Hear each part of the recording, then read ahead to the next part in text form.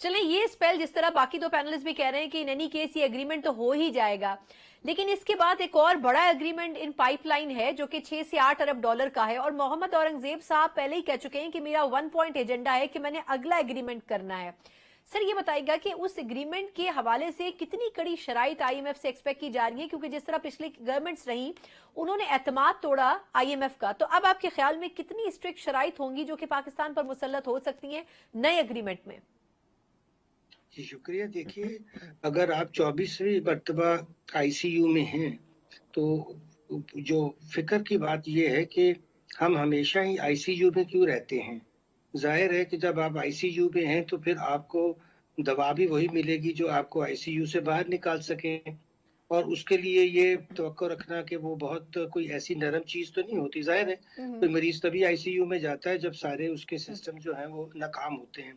अब पाकिस्तान का मसला ये है कि आईसीयू से निकल ही नहीं सके हैं, मेरा ख्याल है सालों से आईसीयू में ही पड़े हुए। 24 मरतबा आप का ये जरा देख लीजिए कि फिर वो जो हम एक्सटेंडेड उनसे फंड प्रोग्राम्स लेते हैं उसके साथ जो रिफॉर्म एजेंडा होता है उसकी तरफ तो हम तवज्जो नहीं करते हैं। हमारा मसला आईएमएफ नहीं है, हमारा मसला जो हमारा हाउस इन ऑर्डर नहीं है वो है। और ये जो बीमारी की अलामत बार बार और ज्यादा शिद्दत से सामने आती है तो इसका मकसद सिर्फ एक ही और मतलब एक ही है कि हमने अलामत को के पीछे जो कॉज है, जो बीमारी की वजह है, उसको दूर नहीं किया है। अब सबको पता है कि ये एक लीटेस्ट इकोनॉमी है, इसके अंदर मराज जो है वो खास तबकों को हासिल हैं। वो तबकात अवाम पे तो गरानी का बोझ डालने को कुछ बुरा नहीं समझते हैं, मगर अपनी मराज छोड़ने को तैयार नहीं होते हैं। अब आईएमएफ आकर हमारा स्ट्रक्चर जो है वो चेंज करने के लिए जो अपनी रिपोर्ट्स पे इशारे देते हैं कि आपने ये गलतियां की, आप अपने मीन्स में नहीं रहते हैं, आप अपने खर्चों को कम कीजिए, अपनी आमदन बढ़ाइए, तो जाहिर है उनका तो मकसद ये है कि आपका प्राइमरी जो है सरप्लस वो नजर आए। अब हमने भी कसम खाई हुई है और मेरा ख्याल में आईएमएफ ने भी सोच लिया है कि हम भी इनक्योरेबल हैं और इनकॉरिजिबल हैं। मुझे तो शर्म आती है कि जब हमें कोई इस तरह की ट्रांश मिलती है तो कितनी खुशियां मनाते हैं हमारे हुक्मरान कि जैसे उन्होंने पता नहीं को हिमालय फतह कर लिया है।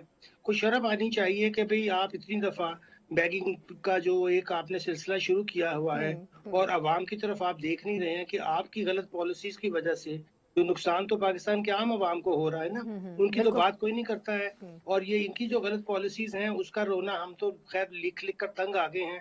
अब तो कई लोग हमें शायद पागल समझने लगे हैं कि भाई ये बिला वजह ही शायद लिखते रहते हैं, मगर सोचना चाहिए कि बिला आखिर इन लोगों को कोई अपनी पॉलिसीज को रिवाइज करने की इनमें कोई थोड़ी सी इंक्लिनेशन भी है कि नहीं है। आज भी आप देख लीजिए कि इतनी सख्त हालात होने के बावजूद भी उन्होंने अपनी तरफ तो कोई ऑस्टेरिटी का मैयर नहीं लिया है। वही उनकी याशियां हैं, वही उनके इकराम साहब, सर मैं मुझे बिल्कुल